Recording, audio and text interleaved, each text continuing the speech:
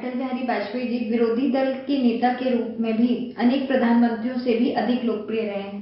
निश्चित तौर पर यदि लोकप्रिय नहीं होते तो भारतीय जनता पार्टी इस तरीके से कैसे जीतती। लोकप्रियता में कमी नहीं रहा, प्रधानमंत्री रहे हों या ना रहे हों, उससे लोकप्रियता पे कोई असर नहीं पड़ा। लोकप्रिय होना अलग बात है और प्रधानमंत्री बनना अलग बात है। और 24 दलों को एक साथ लेकर और 24 दलों को एक साथ लेना, ये उनकी एक अद्भुत समन्वय की क्षमता थी। जैसे कोऑपरेटिव मूवमेंट खड़ा होता है ना, सब लोग मिल करके कोई एक यूनिट बनाते हैं और इंडस्ट्री को आगे बढ़ाते हैं। इस तरीके से उन्होंने, यहाँ तक कि देखिए ममता बनर्जी, जयललिता, क्या आप कल्पना कर सकते हैं कि ममता बनर्जी और जयललिता जैसे लोग अटल जी के साथ में लंबे समय तक मंत्रिमंडल में रहें? एकदम विरोध है।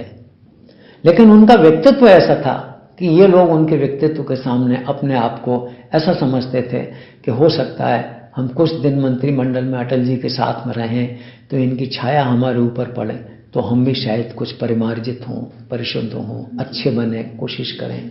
इस प्रकार से विचार लोगों के मन में रहा होगा।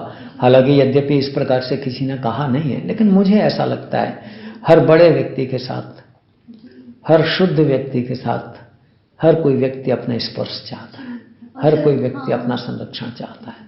और वही बात अटल जी के साथ में इन विरोधी, आप इधर देखिए तमिलनाडु में देखिएगा, सब लोग उनके साथ में जुड़ करके काम हुआ।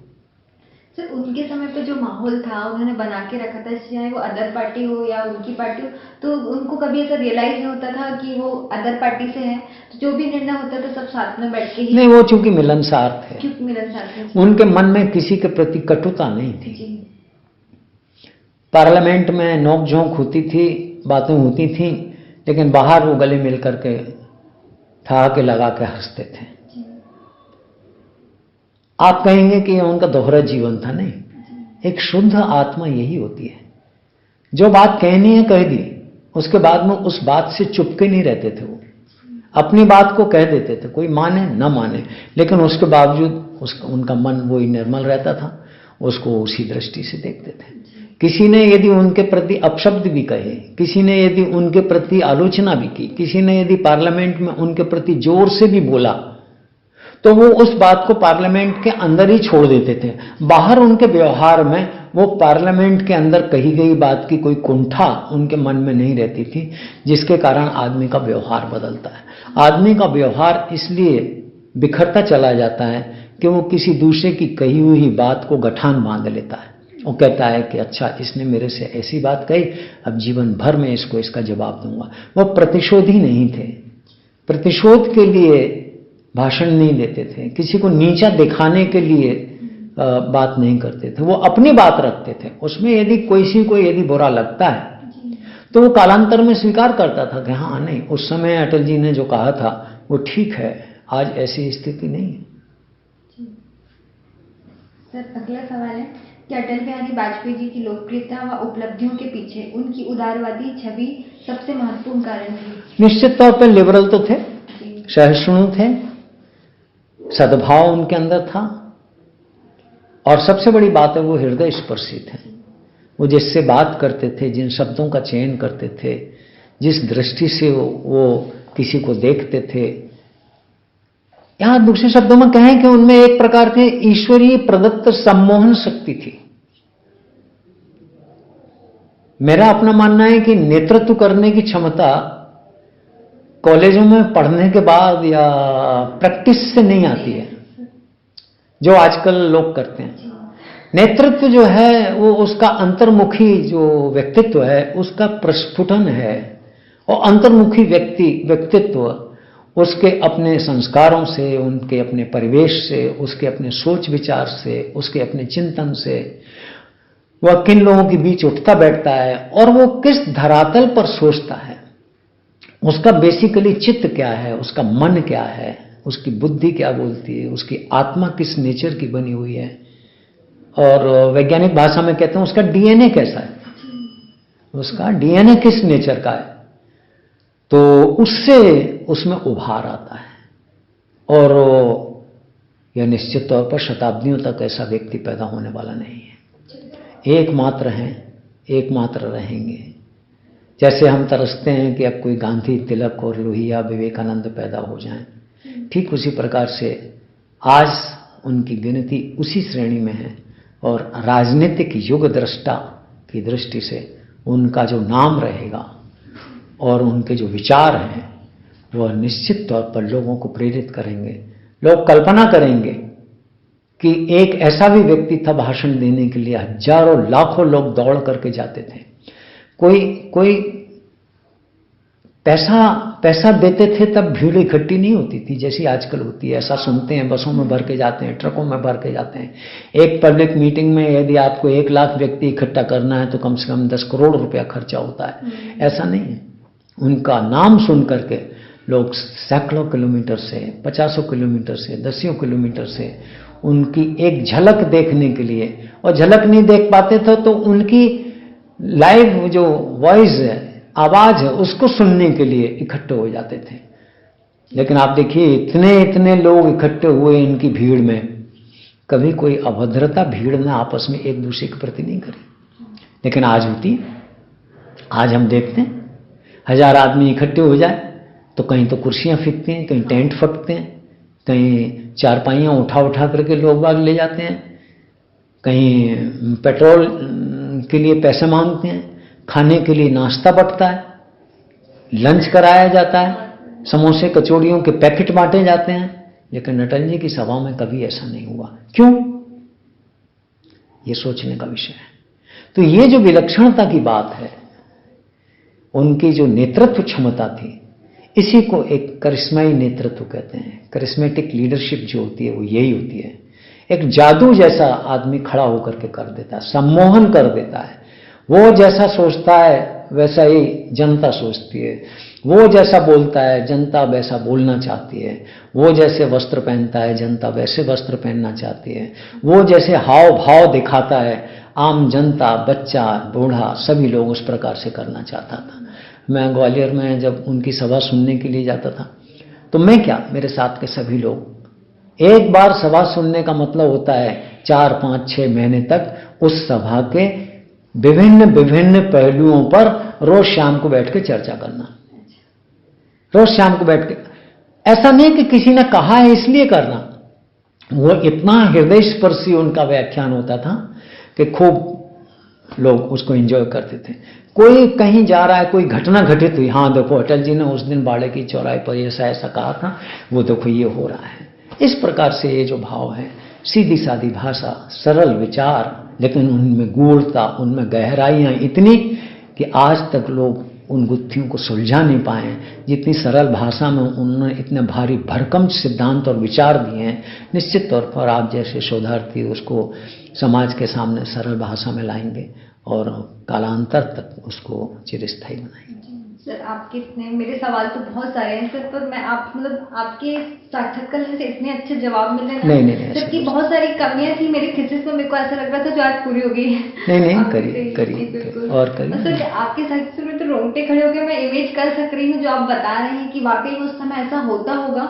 निश्चित तौर पर हुआ है, निश्चित तौर पर हुआ है। सर इमेज कर रही हूँ कि उसका समय का माहौल जो था और अब के समय से मैं कंपेयर करती हूँ तो मतलब वो समय है ही नहीं अब वाकई। ग्वालियर किला गेट से बाड़े की दूरी 17 किलोमीटर है।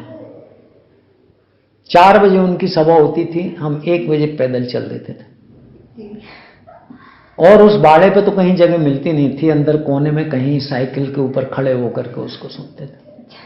बहुत अद्भुत रोमांच देने वाला क्षण है। उनकी कविताओं को सुनिए।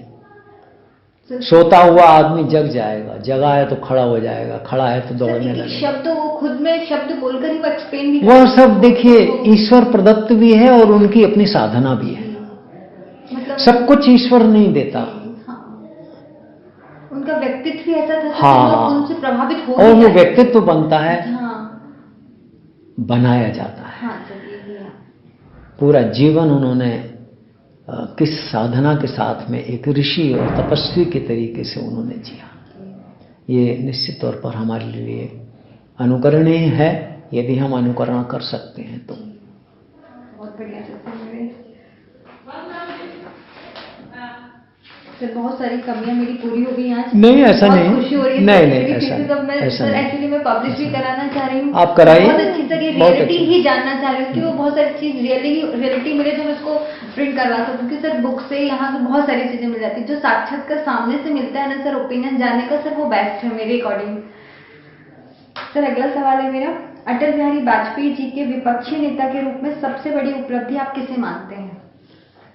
और विपक्षी नेता के रूप में सबसे बड़ी उपलब्धि है कि उन्होंने अपने राजनीतिक दल को सत्ता में लाने के लिए संसद में जो सवाल पूछे और सत्ताधारी लोगों को निरुत्तर किया, ये तो बहुत ही नया जवाब था मेरे ये उनका बहुत बड़ा योगदान है। यदि वो पार्लियामेंट के अंदर मौन रहते, वो कहते कि अब हम क्या करें, हम तो विपक्ष में हैं, हम क्या कर सकते हैं। मेरा अपना मानना है सत्ता से ज्यादा ताकतवर विपक्ष होता है। सत्ता बहुत सी चीजों से बंधा होता है। प्रधानमंत्री जो होता है वो जंजीरों में जकड़ा होता है, वह एक शब्द इधर से उधर नहीं बोल सकता, एक कदम इधर से उधर नहीं जा सकता, कहीं भी किसी से मिल नहीं सकता, अपने मन की भावनाओं को व्यक्त नहीं कर सकता। वो संविधान, नियम, कानून और अन्य मर्यादाओं के दायरे में रह करके काम करता है। लेकिन वो विपक्ष के लिए वो बंधन नहीं है, विपक्ष को बेड़ियां नहीं है। लेकिन ऐसा नहीं कि विपक्षी आदमी बिल्कुल उत्सृंखल है, ऐसा नहीं है कि वो कुछ भी बोलेगा। भाषा की मर्यादा उनके पास में थी, विचार की ताकत उनके पास में थी और उसका प्रयोग करने का मौका उनको मिला। सत्ताधारी दल को बोलने का मौका पार्लियामेंट में नहीं मिलता। आप किसी भी मंत्री को देखिए, वो स्टैटिक्स, डाटा और पॉलिसी की बात करता है, और स्टैटिक्स, डाटा और पॉलिसी में मंत्री का मन झलकता नहीं है, सरकार की नीति झलकती है, आईएएस का स्टेटमेंट झलकता है और वित्त विभाग के आंकड़े झलकते हैं। वो क्या है ये किसी को पता नहीं लगता। लेकिन एक विरोधी राजनीतिक दल के रूप में अटल क्या थे, अटल बिहारी क्या थे, अटल बिहारी वाजपेयी क्या थे, यह उन्होंने अपने मन को उभार के जब सामने रखा उनके भाषणों में, तब लोगों को लगा कि नेता ऐसे भी हुआ करते हैं। इसलिए मैं तो व्यक्तिगत तौर पर सत्ता में रहने की अपेक्षा यदि राष्ट्र को बनाना है, देश को बनाना है, तो विपक्ष की बहुत बड़ी भूमिका होती है। विपक्ष केवल सत्ता को झुकाने के लिए, सत्ता की आलोचना करने के लिए नहीं है, अपनी योजनाओं को सत्ता के सामने रखने के लिए है। जैसे हम ताश का गेम खेलते हैं ना, तो जब बाजी हारने लगते हैं तो इक्का लगा देते हैं, फिर सब बाजी लुढ़क जाती है। विपक्ष के नेता का यही काम है, पूरे समाज में घूमे, ऐसी ऐसी चीजों को लाए और पार्लियामेंट में रखे। यह काम मंत्री नहीं कर सकता, प्रधानमंत्री नहीं कर सकता। प्रधानमंत्री के पास में जो फीडबैक जाता है वो कई छलनियों से छन के जाता है, लेकिन विपक्षी नेता के सामने तो डायरेक्ट है, लाइव है, पर्सन टू पर्सन उसका कांटेक्ट होता है, उन भावनाओं को वहां दृढ़ता से रखता है। इसलिए विपक्ष बहुत बड़ी भूमिका है, इसमें दो मत नहीं है। इसको साधारण बात ना समझें कि हम विरोध में बैठे हुए हैं। विरोध कोई शत्रु नहीं है, विरोध एक समन्वय का दूसरा नाम है। क्योंकि विरोध की परंपरा हमारे यहां, हमारे भारत में, ये डेमोक्रेसी तो अभी आई है, हमारे यहाँ तो बहुत पुरानी परंपरा रही है। आदि गुरु शंकराचार्य और मंडन मिश्र का जो शास्त्रार्थ था वो विरोध ही तो था, और क्या था। वैष्णव और शैव के बीच में जो संघर्ष हुआ, शताब्दियों तक युद्ध चला, वो विरोध ही तो था। एक पक्ष विरोध करता था, दूसरा पक्ष उसको अस्वीकार करता था, स्वीकार करता था। तो ये ब्रिटिश के साथ में हमने जो आजादी पाई वो विरोध ही तो था। गांधी ने जो किया वो विरोध ही तो किया, और क्या किया। यदि गांधी ब्रिटिशर्स से मिल जाते और सारे हिंदुस्तान के राजा सत्ता में घुस जाते तो क्या देश आज इस स्थिति में होता। तो इसलिए आप, मेरे को ऐसा लगता है कि विरोध को कमजोर मत मानिए, सत्ता से बड़ा होता है विरोधी। और यदि विरोधी नहीं है तो सत्ता का कोई आनंद भी नहीं है, सही बोला। कोई एंजॉय नहीं है। आपको एप्रिशिएट करने वाला कोई नहीं है और आपकी बुराइयां दिखाने वाला कोई नहीं है, तो आपके सौंदर्य का कोई अर्थ नहीं है।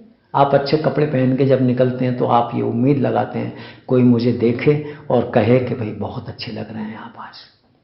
मैं भाषण दूं तो लोग कहें कि देखिए कल तो आपने बहुत अच्छा बोला था लेकिन आज कमी कर दी। ये विरोध हो गया। इसलिए विरोध को भी उतना ही सम्मान देना चाहिए। लेकिन वर्तमान राजनीतिक परिदृश्य को हम यदि देखें तो विरोध भी भाड़े का हो गया है, किराए का विरोध लगता है। हमें विरोध करना है इसलिए विरोध करना है, अच्छी नीतियों का भी करना है और खराब नीतियों का भी करना है। जहां समर्थन करना है वहां झंडे लेकर के खड़े हो जाते हैं और जब झंडे लेकर के खड़े होना था वहां समझौता कर लेते हैं। यह निश्चित तौर पर देश के प्रजातांत्रिक भविष्य के लिए कोई अच्छी बात नहीं है। चलिए आप प्रश्न करिए, नहीं तो एक ही प्रश्न में अपन बातचीत करते रह जाएंगे। क्या आप इस बात से सहमत हैं कि अटल बिहारी वाजपेयी जी ने जितने राजनीतिक दलों की मिलीजुली सरकार का नेतृत्व किया उतना दूसरे प्रधानमंत्री नहीं कर सकते? नहीं, ये तो नहीं कह सकते, नहीं कर सकते। भविष्य किसने देखा? पर एक समय तो ऐसा था कि एक आदमी एक दल, उन्होंने तो एक एक दल के आदमी को सत्ता में लिया। शरद तो वो आपके ये शरद यादव क्या थे हैं? इन्होंने सबको लिया। तो ये कहना कि भविष्य में फेडरल गवर्नमेंट का क्या स्वरूप होगा, क्या 24 राजनीतिक दलों से हो सकता है 50 राजनीतिक दलों का मिलजुल करके काम हो, क्या कह सकते हैं? ये तो राजनीतिक चेतना और जागरण का विषय है, ये हमें सोचना पड़ेगा। और हम क्या सोचेंगे? समय अपने आप को अपने आप सोचने को मजबूर करेगा। इस बात को अपन को सोच देखेंगे, कोई ऐसी बात नहीं। क्या अटल बिहारी वाजपेयी जी के समय में मध्यावधि चुनाव होने में उनकी राजनीति व प्रशासनिक कार्यकुशलता की कमी को दर्शाता है? देखिए, कार्यकुशलता की कमी तो नहीं थी। वे बहुत जागरूक, सक्षम, सुदृढ़, निर्णय लेने में कुशाग्र व्यक्ति थे। ठीक है, समय की नब्ज को उन्होंने पहचाना था। आकलन कभी कभी किसी का भी गलत हो सकता है ना? जब महाभारत युद्ध हो रहा था तो कौरव की सेना का आकलन गलत हो गया। यदि वो 5 गांव दे देते तो काय को युद्ध होता। उन्होंने सोचा कि नहीं नहीं नहीं, हम इतना है ये कर लेंगे, लेकिन समय ने उनको सबक सिखाया। इसलिए समय की नब्ज को पहचानना अच्छे अच्छे खिलाड़ियों का काम नहीं होता। समय कब किस करवट बैठ जाए और आप जो सोच रहे हैं उसका क्या घटित हो जाए, ये तो फिर आप ईश्वर न बन जाओ। फिर क्यों अपन इस प्रकार से सोचें? इसलिए उनकी कुशलता में, कार्य में, क्षमताओं में उसको कम मूल्यांकन नहीं करना चाहिए। ये बात ठीक है, 2 महीने पहले, 4 महीने पहले उन्होंने चुनाव करा लिए, कोई बात नहीं, जनता ने उनको हराया, ये पार्टी फिर से जीत के आ गई। क्या उसमें कोई ऐसी बात हुई है? जीवन में तमाम प्रकार के उतार चढ़ाव आते हैं, राजनीतिक जीवन में भी आते हैं, व्यक्तिगत जीवन में भी आते हैं और राष्ट्र के जीवन में भी आते हैं। इसलिए ये विषय कोई ऐसा नहीं है। इस घटना से उनके व्यक्तित्व का मूल्यांकन करना, ये मेरी दृष्टि से कुछ अच्छी बात नहीं।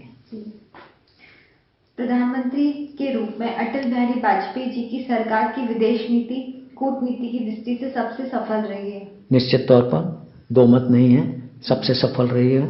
उन्होंने जो कीर्तिमान स्थापित किए हैं उसकी कोई बराबरी नहीं कर सकता, ये मैं कह सकता हूं। उनकी विदेश नीति में 2 पक्ष थे। अटूट भाव पक्ष उसमें शामिल था। भ्रातृत्व का जो भाव है, मित्रता का जो भाव है, सहयोग और समन्वय का जो भाव है, साथ लेने का जो भाव है, जैसे 24 राजनीतिक दलों को साथ लेकर के वो चल रहे थे।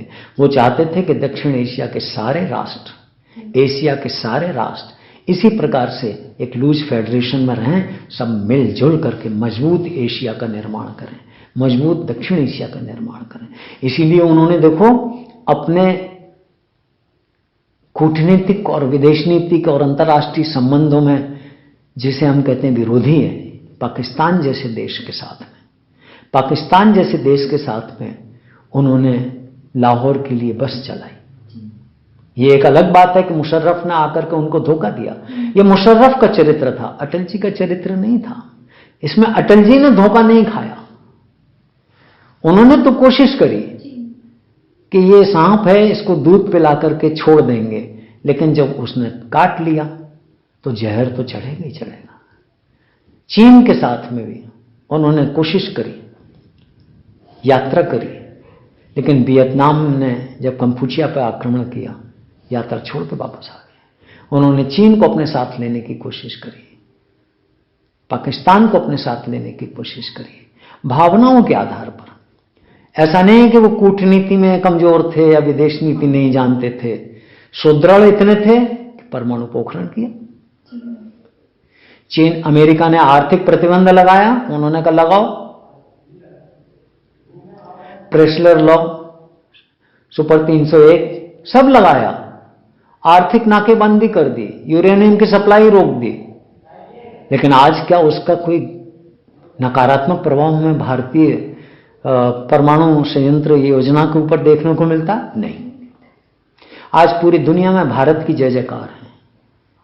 न केवल भारत, नरेंद्र मोदी को देखिए, नवाज शरीफ के जन्मदिन के उपलक्ष्य में वो सहज रूप से पहुंच गए। ये दर्शाता है कि हम, यदि आप हमें मानते हैं ना मानते हैं, लेकिन हम आपके साथ जुड़ना चाहते हैं। लेकिन जब इस पक्ष से काम नहीं चला तो कारगिल में उन्होंने अपनी ताकत भी दिखाई। एक कूटनीतिक दृष्टि से, राजनीतिक दृष्टि से उन्होंने मुशर्रफ जैसे शासक को नीचा दिखाया और उसको एहसास कराया कि भारत की एक एक इंच, एक एक पत्ता आप स्पर्श नहीं कर सकते, आप उसको ले नहीं सकते। तो वो भावुक भी थे, ताकतवर भी थे, दृढ़ विश्वासी भी थे, समन्वय के साथ काम करना चाहते थे। लेकिन जब कोई समन्वय से नहीं मानता है तो उसको सबक भी वो सिखा सकते थे। उन्होंने सबक भी सिखाया है, ऐसी बात नहीं है कि नहीं सिखाया।